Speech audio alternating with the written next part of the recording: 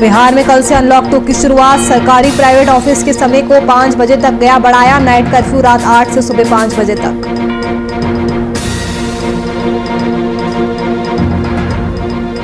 PMCH के PG block Covid centre में corona मरीजों के लिए अनोखी पहल। शारीरिक और मानसिक स्वास्थ्य के लिए शुरू की गई जुम्बा क्लास। एसकेएमसीएच के प्रभारी सह एडीएम ने किया उद्घाटन।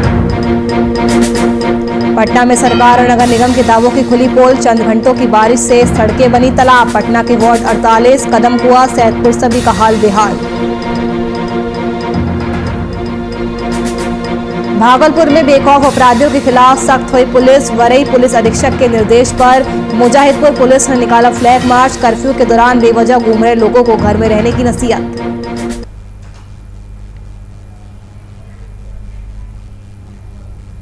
नमस्कार, वीआईपी न्यूज देख रहे हैं आप। मैं आपके साथ नुपुर सक्सेना। बड़ी खबर के साथ बुलेटिन का आगाज करेंगे। बड़ी खबर को बता दें सीधा रांची से है, जहां पर मंत्रिमंडल में फेरबदल के संकेत देखने को मिल रहे हैं। कांग्रेस प्रदेश अध्यक्ष सीएम हेमंत सोरेन दिल्ली रवाना हो चुके हैं। कांग्रेस कोटे के मंत्री में फेरबदल के आसार है। मंत्रिमंडल में आपको बता दें अभी एक पद खाली है। बड़ी खबर, बड़ी जानकारी रांची से, जहां पर मंत्रिमंडल में फेरबदल हो सकता है। कांग्रेस प्रदेश अध्यक्ष और सीएम हेमंत सोरेन दिल्ली रवाना हो चुके हैं। कांग्रेस कोटे के मंत्री में फेरबदल के आसार है। मंत्रिमंडल में एक पद खाली है। इसी खबर पर ज्यादा जानकारी के साथ हमारे संवाददाता अभिनव कुमार जुड़ चुके हैं। अभिनव कुमार, कांग्रेस कोटे के मंत्री में क्या कोई बड़ा फेरबदल हो सकता है?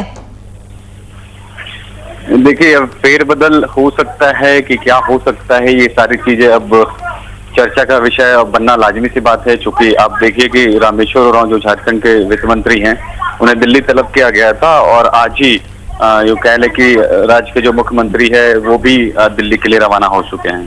दरअसल ये है कि अब जो खबरें निकल के आ रही है नुपुर की, झारखंड मंत्रिमंडल में फेरबदल की जो बात है वो कह ले कि अब तेज हो गई है। बताया जा रहा है कि झारखंड सरकार के कांग्रेस कोटे के जो मंत्री में फेरबदल जो है वो संभव माना जा रहा है। साथ ही कांग्रेस की तरफ से सरकार में खाली जो पद पड़े हुए मंत्री पद का, उस पर मंथन होने की संभावना अब जोरों पर दिखाई दे रही है। झारखंड कांग्रेस के जो प्रदेश अध्यक्ष है और सूबे के जो वित्त मंत्री है वो दिल्ली बुला लिए गए हैं और जो जानकारी मिल रही है कि बिना किसी सूचना के वो दिल्ली पहुंचे हैं और सीधा उन्होंने कांग्रेस के जो वरीय पदाधिकारी है केसी वेणुगोपाल, उनसे मुलाकात की है। इसके बाद मुख्यमंत्री हेमंत सोरेन भी दिल्ली के लिए रवाना हो गए हैं और यूँ कह लें कि कई सारे बातें हैं, उन बातों को लेकर अब चर्चा जोरों पर है। और रामेश्वर उरांव के मंत्रिमंडल में शामिल जो होने के बाद से ही प्रदेश अध्यक्ष की कुर्सी को लेकर भी झारखंड में राजनीति जोरों पर थी और कांग्रेस के कई जो विधायक थे वो मांग कर रहे थे कि एक पद और एक वैल्यू होना चाहिए। चूंकि जो प्रदेश अध्यक्ष हैं वो मंत्री पद भी संभाल रहे हैं और अध्यक्ष पद भी संभाल रहे हैं, तो कई तरह की बातें सामने के देखने को मिल रही है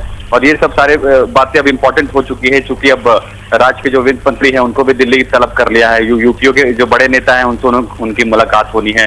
राज्य के भी विषय कई सारे मुद्दे हैं, उन विषय को लेकर भी बात होनी है। लेकिन ओवरऑल जो खबरें छनकर आ रही है कि मंत्री जो मंडल है कांग्रेस के जो कोटे के मंत्री है उसमें फेरबदल की बातें कही जा रही है। शायद रिसफलिंग की भी बातें सामने हो सकती है। और दूसरी बात ये भी है कि एक अध्यक्ष पद और मंत्री पद जो रामेश्वर उरांव है दोनों संभाल रखे हैं, उस पर फेरबदल की संभावना हो सकती है। तो कई सारे ऐसे मुद्दे हैं, उन मुद्दों को लेकर वहां पर चर्चा होनी है। जी अभिनव, कब तक कांग्रेस प्रदेश अध्यक्ष सीएम हेमंत सोरेन दिल्ली पहुंच जाएंगे?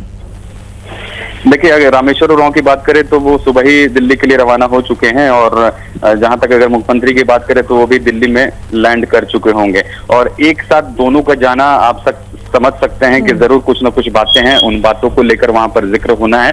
मैंने बोला कि मंत्रिमंडल का जो है उसमें रिसफलिंग की बातें सामने आ रही है। चूंकि एक मंत्री पद भी खाली है, उसको लेकर भी बात होनी है। किसके कोटे में जाएगा, जेएमएम कोटे में जाएगा, कांग्रेस कोटे में जाएगा। दूसरी बात यह है कि कांग्रेस के जो कोटे के मंत्री हैं उनमें रिसफलिंग की बातें सामने आ रही है। तो ये सब सारी चीजें पॉसिबिलिटी देखने को मिल सकती है और राज्य किस तरीके से काम किया है कोरोना के पीरियड में, उसको लेकर भी चर्चा होनी है और शायद मुख्यमंत्री यूपीए के बड़े नेताओं से भी मुलाकात करेंगे। हालांकि जो प्रदेश अध्यक्ष है उन्होंने जो वेणुगोपाल है उनसे मुलाकात की है। तो कई ऐसे सारे मुद्दे हैं, उन मुद्दों को लेकर यूं कह सकते हैं कि अहम चर्चा वहां पर होनी है और साफ तौर पर जब वहां से सब सारी चीजें निकल के आएंगी तो फिर हमें बताने में भी और सहूलियत होगी। जी चलिए अभिनव, आप नजर बना के रखिएगा। फिलहाल के लिए शुक्रिया। तो मंत्रिमंडल में फेरबदल के संकेत मिल रहे हैं। कांग्रेस प्रदेश अध्यक्ष सीएम हेमंत सोरेन दिल्ली के लिए रवाना हो चुके हैं। कांग्रेस कोटे के मंत्री में फेरबदल के आसार है। मंत्रिमंडल में एक पद खाली है।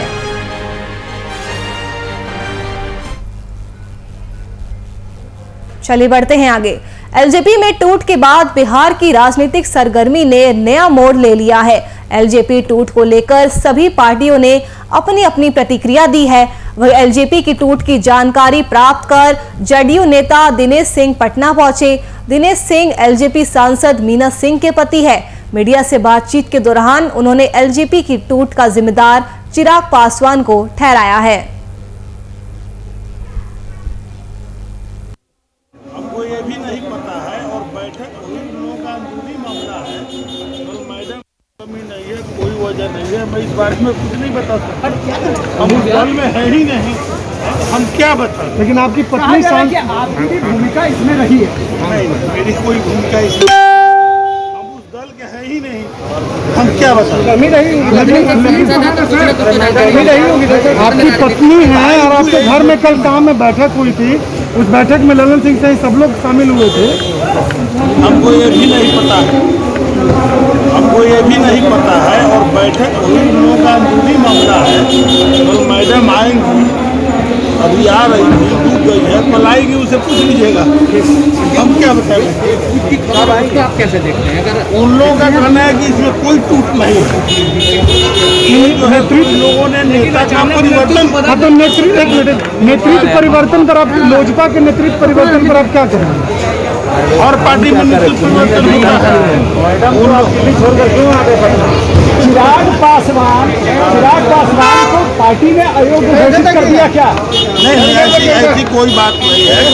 उन लोगों ने नेता का परिवर्तन किया है और सब लोग हैं, चिराग जी भी उस पार्टी में है, पारस जी भी है, उनके 5-6 सांसद भी उसमें है, सब लोग हैं, ऐसी कोई बात नहीं है।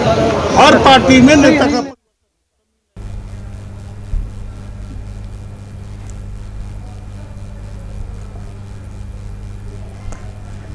इसी खबर पर ज्यादा जानकारी के साथ हमारे संवाददाता अनिल कुमार जुड़ चुके हैं। अनिल, एलजेपी में टूट को लेकर अब अलग अलग पॉलिटिकल रिएक्शंस भी सामने आना शुरू हो गए हैं। जदयू नेता दिनेश ने इसके लिए चिराग पासवान को जिम्मेदार ठहराया है।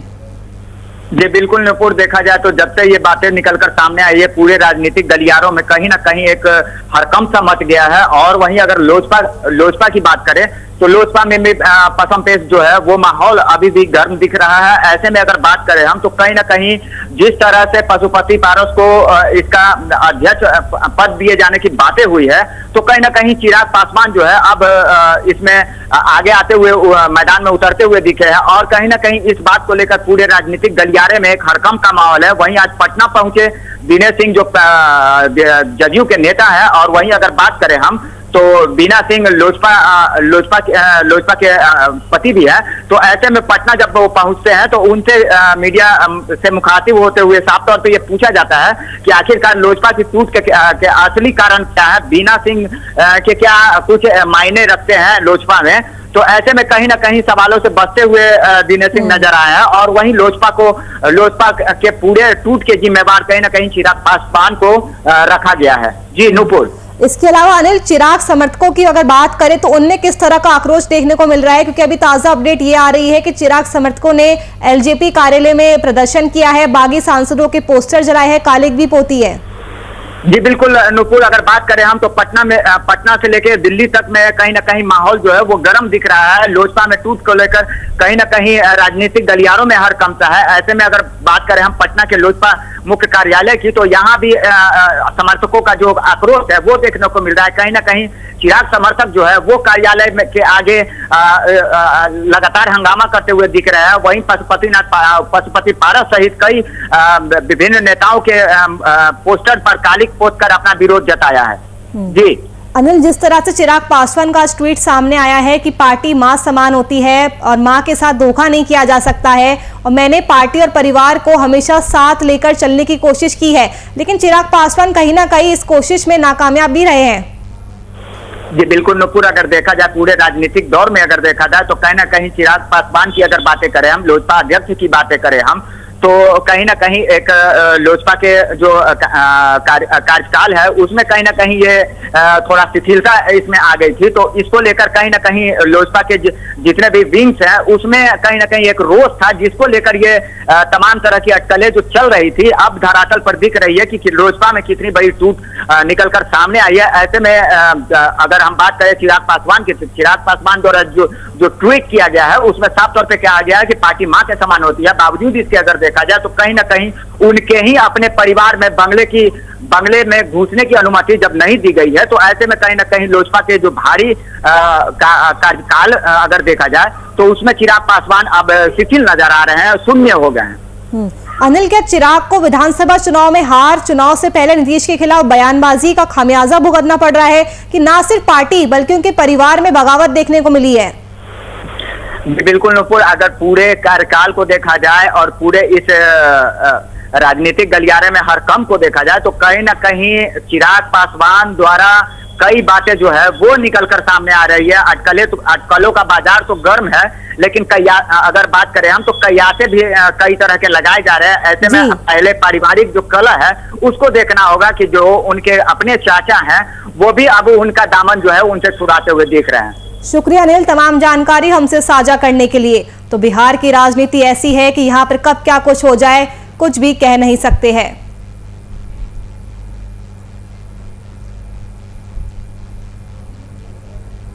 केंद्र सरकार ने कोरोना संक्रमण के कारण अनाथ हो चुके बच्चों की पढ़ाई और अन्य खर्च का जिम्मा उठाया है। सरकार के इस फैसले के तहत सरकारी शैक्षणिक संस्थानों में बच्चों की पढ़ाई फ्री ऑफ कॉस्ट करवाई जाएगी। हालांकि राजधानी रांची में सरकार के ऐलान के बावजूद दो अलग अलग किस्म के फैसले देखने को मिल रहे हैं। राजधानी के डॉक्टर श्यामा प्रसाद विश्वविद्यालय ने एक और जहां इस मामले में पहल करते हुए प्रभावित बच्चों को फ्री में पढ़ाए जाने की बात कही है, तो वहीं दूसरी ओर विख्यात रांची यूनिवर्सिटी की ओर से अब तक इस संबंध में कोई फैसला नहीं लिया गया है। देखिए, कोविड-19 में रांची विश्वविद्यालय से जितने भी कर्मचारियों की, शिक्षकों की डेथ हुई है, सबकी जानकारी सरकार ने हम लोगों से मांगी है और वो हमने दे दी है। जहाँ तक माता पिता की मृत्यु का सवाल है तो जैसा हमको सरकार आदेश करेगी हम उसी तरह से काम करेंगे। देखिए, तो बहुत अच्छा हम लोगों ने निर्णय लिया है।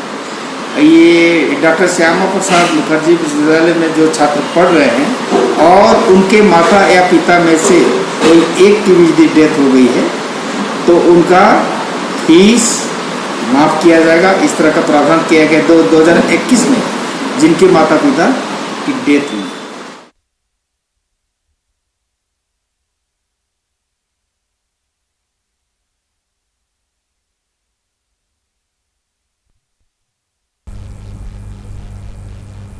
झारखंड में स्वास्थ्य सुरक्षा सप्ताह 17 जून सुबह 6 बजे खत्म होनी थी।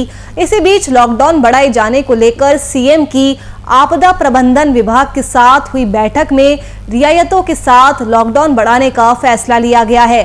साथ ही फिलहाल की तरह दुकानें शाम 4 बजे तक खुली रहेगी। तो वहीं बैठक में सीएम के साथ आपदा प्रबंधन मंत्री बन्ना गुप्ता भी शामिल हुए।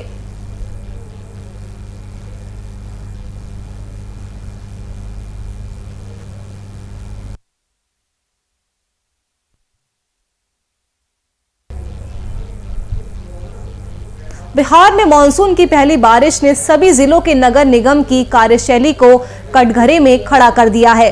सभी जिलों का नजारा लगभग एक ही जैसा है। सासाराम की बात करें तो वहां भी हालात कुछ इसी तरह है।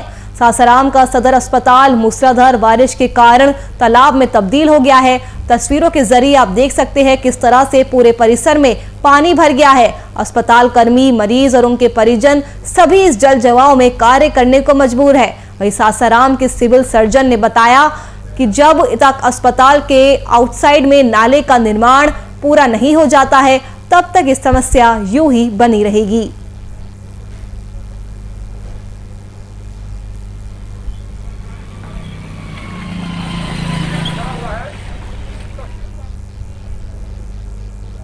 दुमका जिले के सुदूर क्षेत्र में ग्रामीण पेयजल की समस्या से जूझ रहे हैं। पानी की किल्लत का ये मामला गोपी कांदर प्रखंड से सामने आया है, जहां कोलाजोड़ा गांव के लोगों को पीने के पानी लाने के लिए कड़ी मशक्कत करनी पड़ रही है। 50 घर वाले इस गांव में जिला प्रशासन की ओर से 4 चापा नल लगाए गए थे, जो कि मौजूदा समय में खराब पड़े हुए हैं। कई बार तो ग्रामीणों की ओर से मरम्मत की अर्जी दिए जाने के बाद चाप नलों को ठीक नहीं करवाया गया। और बता दें कि मूलभूत पीने की पानी की समस्या से ग्रामीणों में स्थानीय जनप्रतिनिधि के खिलाफ नाराजगी और आक्रोश भी देखने को मिल रहा है। उनका कहना है कि जनप्रतिनिधि सिर्फ चुनाव के समय ही वोट मांगने आते हैं और अन्य समय में उनके दर्शन ही नहीं होते हैं।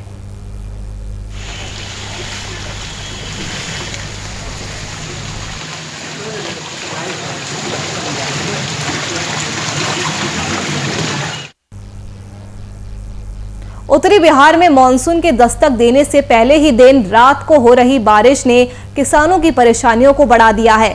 वहीं बारिश को लेकर बख्तियारपुर के किसानों का कहना है कि मानसून के पहले ही बारिश और ओलावृष्टि ने तबाही मचाई है। किसान पहले सेठ साहूकारों के कर्ज लेकर मक्के की खेती के लिए बीज बोते हैं और जब मक्के की फसल तैयार होने के कगार पर पहुंच चुकी है तो मूसलाधार बारिश से सारी फसलें बर्बाद हो गई है।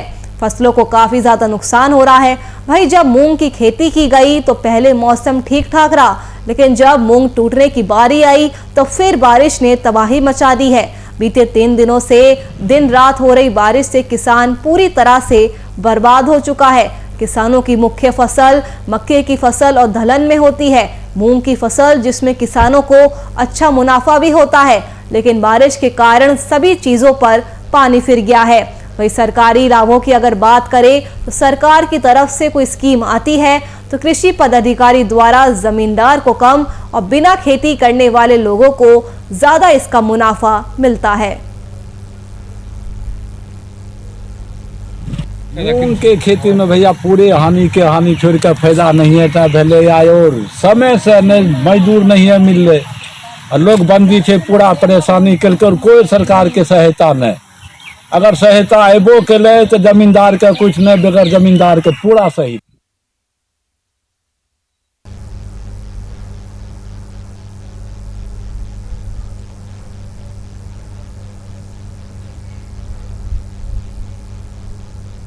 बेगूसराय में इस वक्त सबसे बड़ी खबर सामने आ रही है, जहां विद्या के मंदिर में शराब के कारोबार का खुलासा हुआ है। स्थानीय पुलिस और उत्पाद विभाग की टीम ने जिले के चर्चित APSM कॉलेज में 4081 लीटर शराब बरामद की है।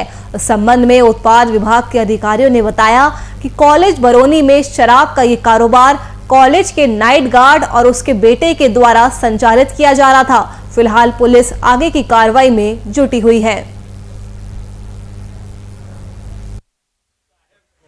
RN बरौनी कॉलेज के पास अवैध विदेशी शराब का बहुत बड़ा जखीरा रख के और व्यापार का कार्य हो रहा है।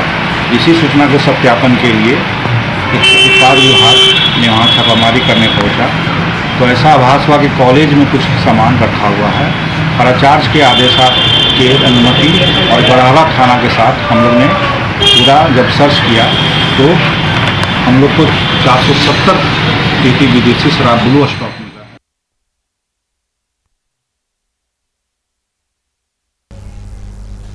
सहरसा जिले में एक बार फिर अपराधियों का तांडव देखने को मिला है। आपको बता दें, एक बार फिर दिन दहाड़े लूट की घटना को अंजाम देकर अपराधियों ने पुलिस को चुनौती दी है। आपको बता दें, सहरसा में अपराधियों का तांडव लगातार जारी है। 3 अपराधियों ने फाइनेंस कंपनी के कर्मी से हथियार के बल पर 70,000 की लूट को अंजाम दिया है। साथ ही कर्मी को गोली मारकर फरार हो गए। आनन फानन में कर्मी को सदर अस्पताल ले जाया गया, जहां उनका इलाज चल रहा है। फिलहाल पुलिस आगे की जांच में जुटी हुई है।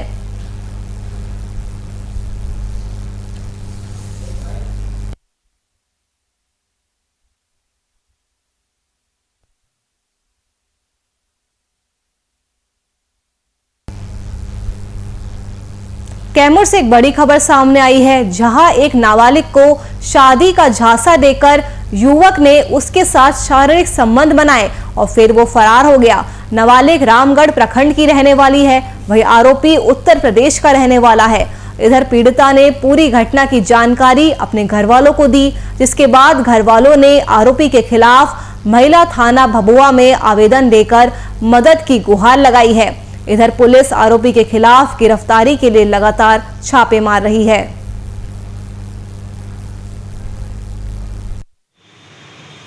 रामगढ़ की एक लड़की है और नाबालिग लड़की है, जिसने आरोप लगाया है कि उसके साथ शादी का झांसा देकर यौन शोषण किया गया है। लिखित शिकायत उसके द्वारा दर्ज कराई गई है महिला थाने में।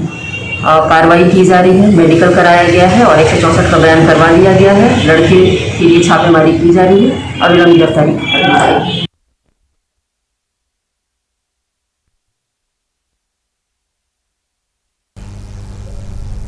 कैमूर में एक बार फिर मानवता शर्मसार हुई है, जहां दहेज के कारण विवाहिता को गला दबाकर उसकी हत्या कर दी गई और हत्या का आरोप विवाहिता के ससुराल वालों पर लगाया गया है।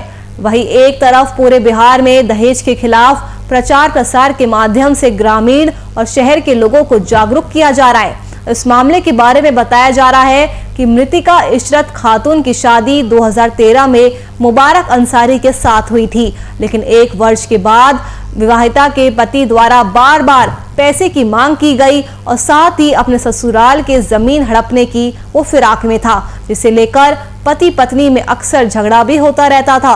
वही इस झगड़े के बाद पति ने महिला की हत्या कर दी, जिसके बाद महिला के परिजनों ने पुलिस से सख्त कार्रवाई करने की मांग की है।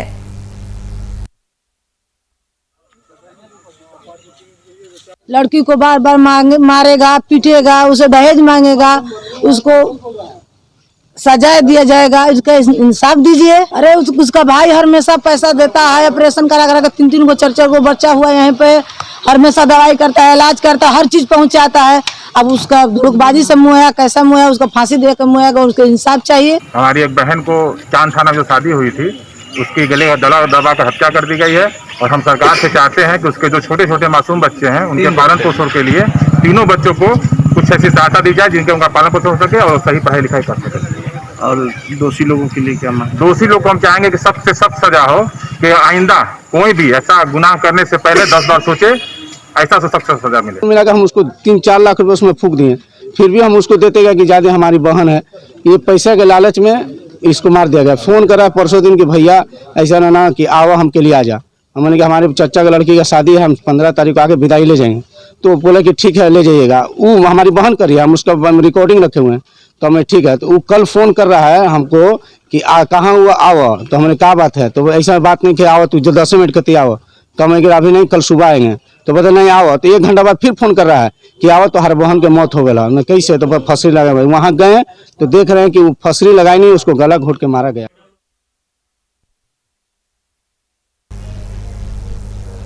फिरोजाबाद के रामगढ़ रोड में बिजली कटौती को लेकर स्थानीय लोगों ने सड़क पर विरोध प्रदर्शन किया। इस दौरान प्रदर्शन कर रहे लोगों ने एसडीओ की गाड़ी का भी घेराव किया। दरअसल मोहल्ले वासी बीते 3 दिनों से बिजली गुल को लेकर परेशान थे। इस बीच बिजली के लिए लोगों ने अस्थायी व्यवस्था करते हुए दूसरे फेज से बिजली लेने के लिए बुकिंग की थी। इस बीच जांच के लिए विभाग के कर्मियों के पहुंचने पर लोगों ने जमकर बवाल काटा।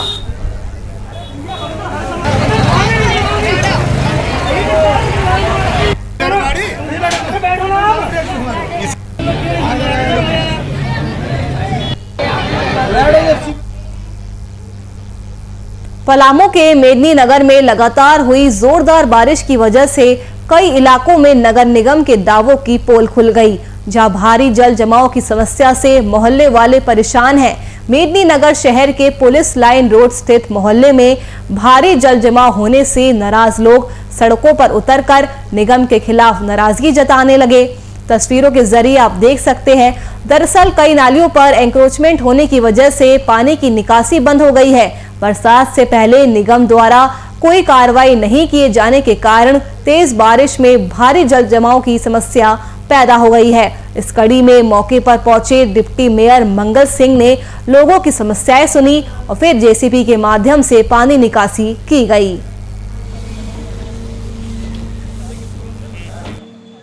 पानी भर गया, पूरे सारे सामान खाने पीने का गोदरेज फ्रिज सारा चीज डूब गया है। हम लोग डूब रहे थे, इसलिए रोड पे आके प्रशासन से हमको ये चाहिए कि मेरा निवारण करे। एक दिन की बात नहीं है, आज तो 3 था हम लोग बैठ गए।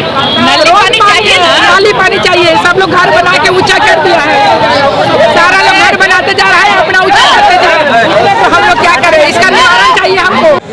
हमको लगता है कि बहुत जल्दी इसका काम भी हम लोग लगा देंगे, क्योंकि पानी निकलने का जगह नहीं छोड़ा गया है। नाला पर ही मकान को बना दिया गया। और नगर निगम आपको 2019 में जब ऐसी समस्या आई थी तो जो 2 जगहों पे होम पाइप के द्वारा पानी निकाला गया था और हम लोगों ने आग्रह करके समझा बुझा करके बताए थे कि इसका टेंडर हम लोग करा देंगे, जो कि टेंडर करा भी थे। लेकिन विगत ध्यान में नहीं आया, किसी व्यक्ति के द्वारा उस पाइप को हटा दिया गया, जिसके कारण एक ऐसी विकराल समस्या उत्पन्न हुई है। अभी तत्काल इस पानी को निकाल दिया जाएगा और जो भी नियम संगत कार्रवाई होगा करवाई जाएगी। हो जाएगा तब होगा, इतना तक पानी हैजा हो जाएगा, ये हैजा होने वाला है। देखिए पूरा आदमी भर पानी है।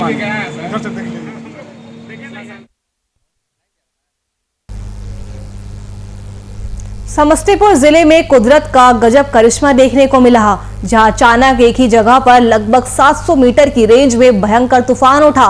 ये तूफान इतना तेज था कि विभूतिपुर प्रखंड के लगभग 25 से 30 घरों को क्षतिग्रस्त कर गया।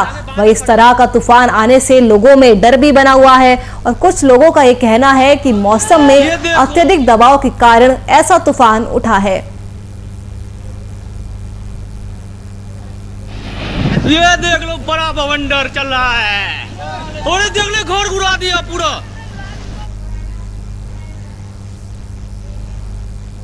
चलिए फिलहाल के लिए इस बुलेटिन में इतना ही। देश और दुनिया की तमाम खबरों के लिए आप देखते रहिए VIP न्यूज़। नमस्कार।